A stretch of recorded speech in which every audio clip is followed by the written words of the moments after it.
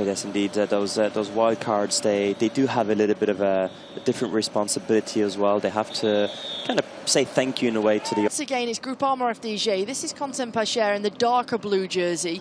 Holman's trying to come across, the German rider, the 24-year-old. We've not really had a breakaway established until the last few kilometres with this trio here, which went around 1 kilometre from the top of the Alto d'Huez from Fria. Wout van Aert, William Junior Le Cerf and Marc Soler, who just see that Pacher and Holman are coming across. There's lots of talking, lots of discussion. Giovanni Aliotti, who's just on the radio, and Steven Kruijswijk, not happy at the head of this peloton. Just saying, give us a little bit more space. 38 seconds now for the 5 out front, who are all working well together. They're all sharing the workload. Riding up to the top of the Alto d'Huez Villachan with a headwind as now William Junior Le Cerf starts to make an acceleration. Maybe he just wants to add the 3 points.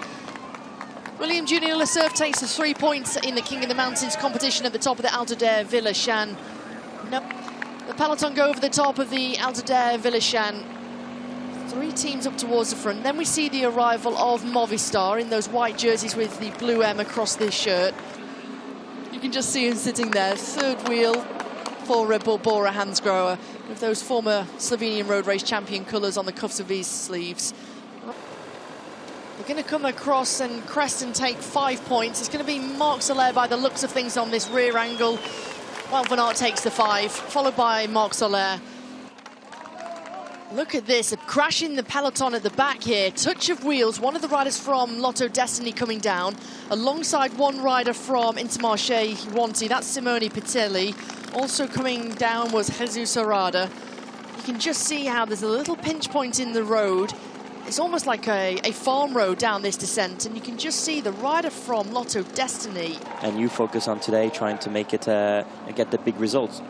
Also a smart decision, because there's a moment where if the battle is almost lost, and as we know, and he's not giving up, he's continuing, he's pushing, and Quentin Pacher is making a big effort now to get back onto the wheel of Van Aert.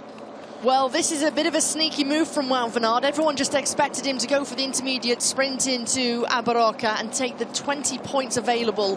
So he's doing well, Soler, to keep that space, and he seems to be that he's not bothered anymore to have the young rider on his wheel. She's saying, well, if I count him in, it might not happen, so I might just do it myself. I need to get up there anyway. In the back, Decathlon AG Tour Mondial doing a pretty solid job at keeping this peloton together. In the front of the peloton, looks like Richard Carapaz might have an idea. Well, it won't be the first time that we've seen him do this. He's put Cepeda, his compatriot, the Ecuadorian, to the front. Rafferty right at the back alongside Michael Woods, the 2 national champions. 28 seconds is the advantage for Wout van Aert and Quentin Pacher. Look at the way that Wout van Aert is just able to get out of the saddle, make that acceleration. He just makes it look so effortless. Oh, there's the attack. William Junior Le Cerf said enough's enough. He sees that the time gap, and he'll hear the time gap is growing to the duo out front.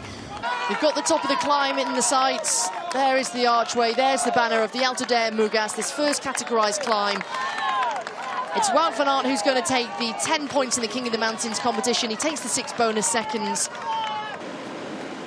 Inside 2 kilometres to go.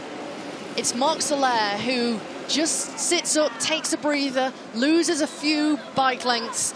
The gap at 154, and here goes Pacher on the right-hand side. He wants to try and get the jump on Wout van Aert. He knows that Van Aert's the fastest, and immediately Wout van Aert is onto the back wheel of the Frenchman. Quentin Pacher is being forced to lead it out. He wanted to try something from a long way. He seems confident in his abilities. He's going to hold the right-hand side of the road, but immediately with a big acceleration, it's Wout van Aert who comes into Bayona. 1 bike length opens up to 2, and Wout van Aert is going to make it 3 victories in this year's Vuelta a España.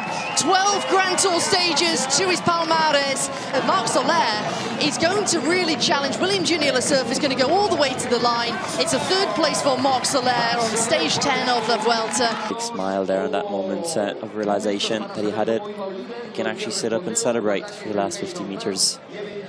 Win number 3.